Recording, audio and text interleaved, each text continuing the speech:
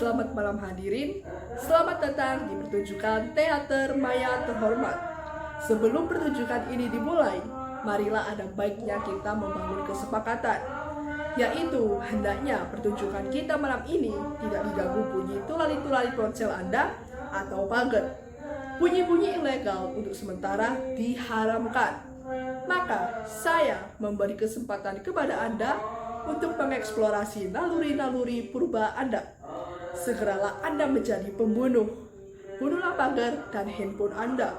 Ini jauh lebih baik ketimbang Anda membunuh orang atau membacok hanya karena perbedaan visi atau perbedaan pendapat. Kalau nanti ternyata masih tulali-tulali, nikmatilah resikonya ditisui penonton lain. Baiklah saudara, meskipun saya berdiri di sini dengan wajah caleng-moleng kayak badut, sesungguhnya saya ini bukan badut. Karena terus terang saja, saya tidak ingin memperbanyak jumlah badut di negeri ini yang dari hari ke hari jumlahnya terus menggelembung. Kita sudah polusi badut, over kuota. Semua posisi sudah diisi oleh orang-orang yang lucu dan mengemaskan. Sampai-sampai tukang monolog yang sok lucu terancam kehilangan sandang pangannya. Oke, sekarang saya ingin mengajak para penonton yang terhormat untuk sekejap menengok keberadaan mayat-mayat. Tapi saya harap Anda jangan membayangkan suasana horor seperti yang sering terlihat dalam sinetron-sinetron misteri di televisi. Kalau horor di televisi itu tidak menakutkan, tapi justru malah menggelikan. Tidak membuat bulu kuduk berdiri, tapi malah membuat satu-satunya elemen dalam tubuh saya berdiri. Ya, itulah salah satu kelebihan bangsa kita.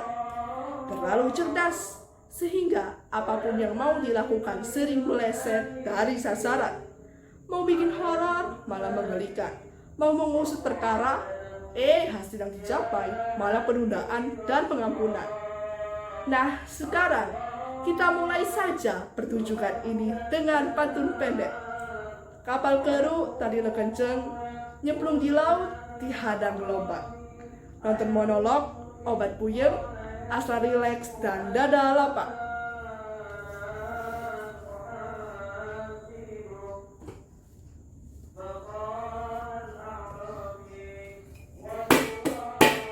Kenapa? Takut? Kamu ini aneh loh. Cuma piring saja kok gemetar begitu mendengar derap sepatu. Ayo terus bersuara, bernyanyilah, karena hanya kamu satu-satunya temanku di sini. Dasar pengecut. Ingat, eksistensimu ini sudah kuangkat sehingga kamu tidak sekedar menjadi alat makan, tetapi subjek yang bersuara. Kamu punya hak bersuara. Ayo terus bersuara. Ayo toh. Sebagai perkakas yang nasibnya sudah saya angkat, mestinya kamu harus tunduk kepadaku. Ngerti? Oh, saya tahu.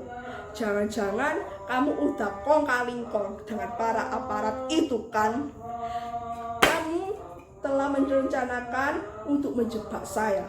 Diam-diam saat saya tertutur, kamu ini ingin keluar kasakusuk dengan mereka dan menyusun rencana supaya tidak lagi loyal kepadaku. Iya kan? Penjara, kuburan, apa yang membedakan keduanya? Barangkali tak ada. Setiap orang, tak ada yang ingin memikirkan keduanya. Berusaha sedapat mungkin untuk tak bersentuhan dengannya. Orang tak ingin berhubungan dengan kuburan karena selalu mengingatkan kepada kematian. Dan orang tak mau berurusan dengan penjara karena juga sering berujung kematian. Mbak, wahai mayat yang selalu hadir dalam mimpi burukku. Di mana kamu? Ceritakan padaku tentang dirimu. Apa sih status Anda waktu masih hidup di dunia?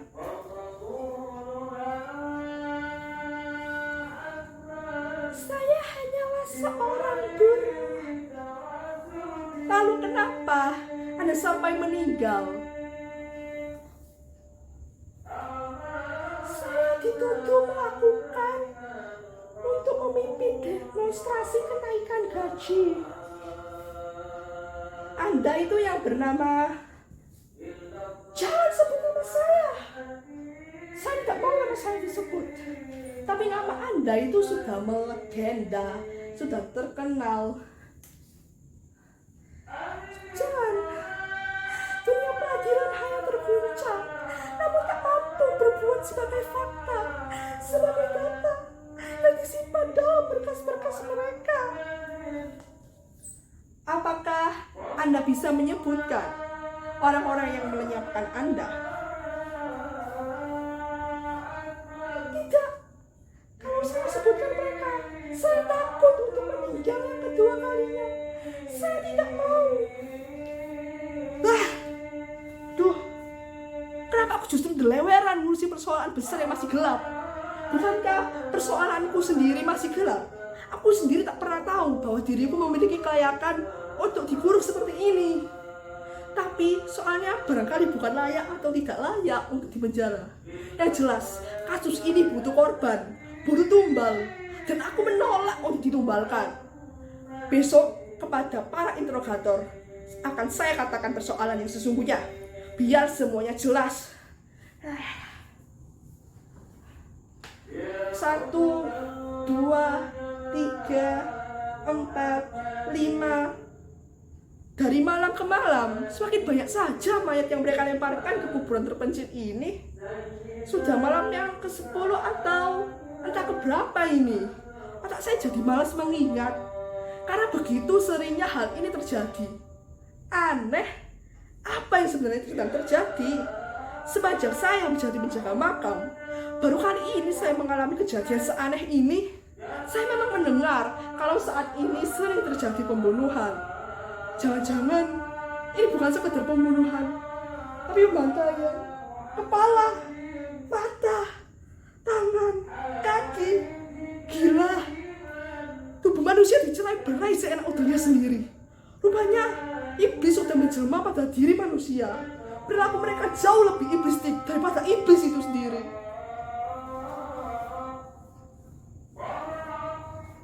Tolong, panas, air.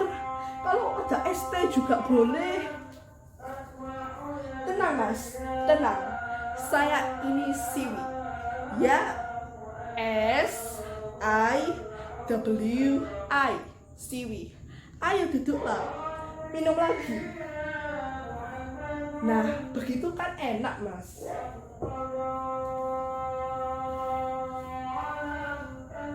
Mas Siwi, saya berterima kasih Mas Siwi telah menyelamatkan saya.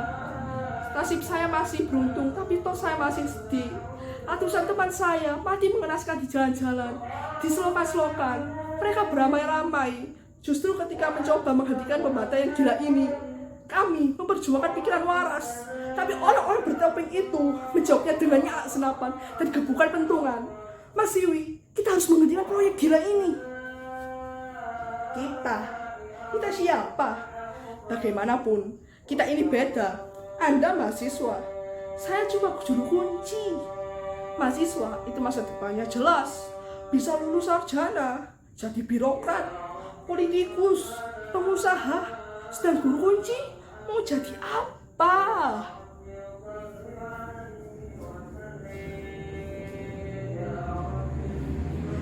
Meskipun Mas Siwi ini cuma juru kunci, tapi Mas Siwi banyak tahu soal pembantaian ini.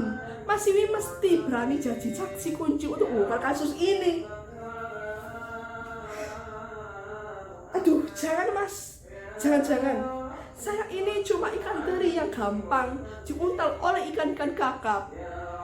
Mas, kok malah pergi? Aneh. Jangan-jangan bayi itu anak jin yang dibuang ke kuburan ini. Tapi untuk apa jin itu membuang anaknya sendiri? Dia bukan termasuk makhluk yang membuang bayi dari hasil hubungan yang tidak resmi. Dan ternyata benar dugaan saya tidak meleset. Mereka juga membantai bayi-bayi ini. Bayi-bayi pun dibunuh tanpa ampun. Bayi-bayi dibantai secara beruntun. Rupanya mereka tahu balaksanya yang meraung nyawa bayi menjadi jamu. yang direkuk supaya bisa hidup abadi. Gila, langkah demi langkah generasi dimatikan, generasi demi generasi dilenyapkan dari rahim zaman untuk digantikan mesin-mesin yang hanya bisa patuh. Kalau akhirnya kuputuskan untuk bersaksi, bukan karena aku ingin menjadi pahlawan, bukan, sebab kepahlawanan itu rapuh, dan kepahlawanan itu dari hari ke hari semakin merosot harganya. Aku bersaksi, aku sekedar ingin menebus rasa bersalah dan rasa berdosa terhadap mayat-mayat sahabat saya. Sebab selama ini aku lebih banyak diam, lebih banyak bungkam. Ternyata tidak selamanya diam itu emas.